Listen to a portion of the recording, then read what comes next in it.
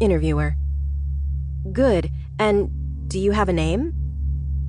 Subject: Yes, we are all given names. Interviewer: Disgusting. Well, what is it? Subject: My name is... Transmission corrupted.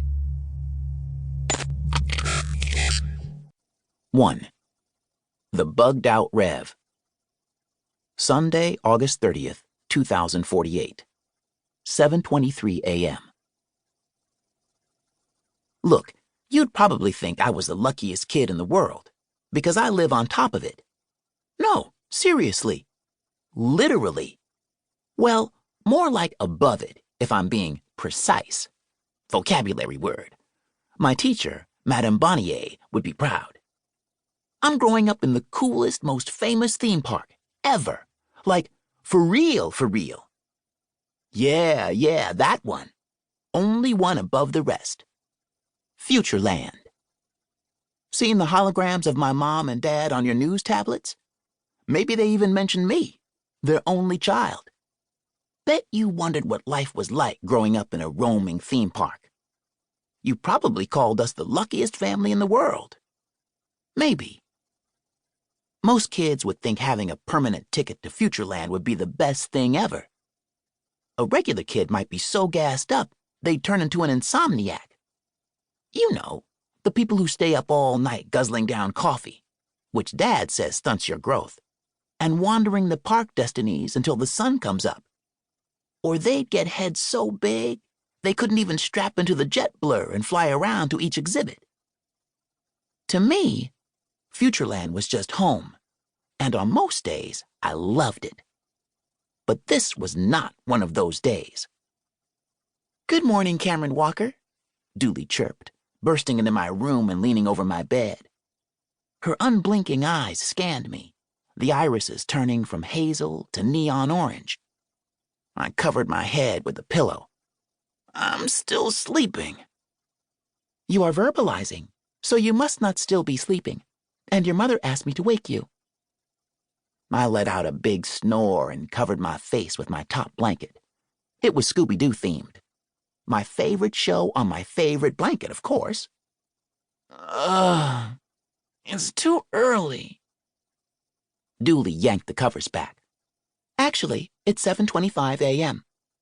You're 5 minutes and 3.25 seconds late to meet your mother, though I see that you're in need of at least another hour of sleep, based on your oxygen levels and brain waves."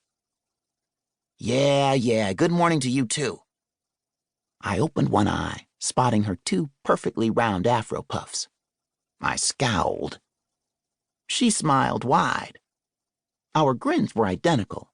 Our skin was the same shade of bronze brown, and our faces had the same tiny, star-shaped birthmark below our left eyes.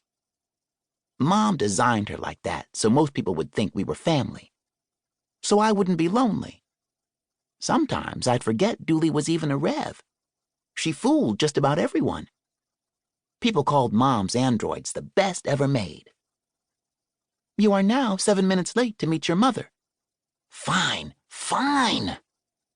I rolled out of bed, brushed my teeth, and pulled on an old Futureland t-shirt. I flipped through a few pages of a Watson and Holmes graphic novel while I brushed.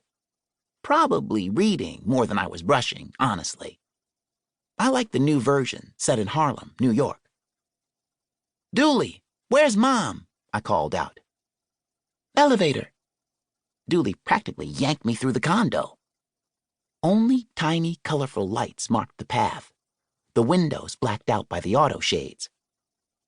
"Here, take these," Dooley said as we rushed, handing me a pair of Future Vision goggles, the special high-tech eyewear that helped us navigate Futureland and see all its wonders. "Are these new?" I asked. "Somewhat." Dooley grinned mischievously, whispering as we got closer to my mom. "I've been tinkering with them." "Hey, Cam, missed ya." Mom squeezed me tight and kissed my forehead, and I secretly wiped it off. "Took you long enough." "What are we even doing? I was still sleeping." "You know the deal." The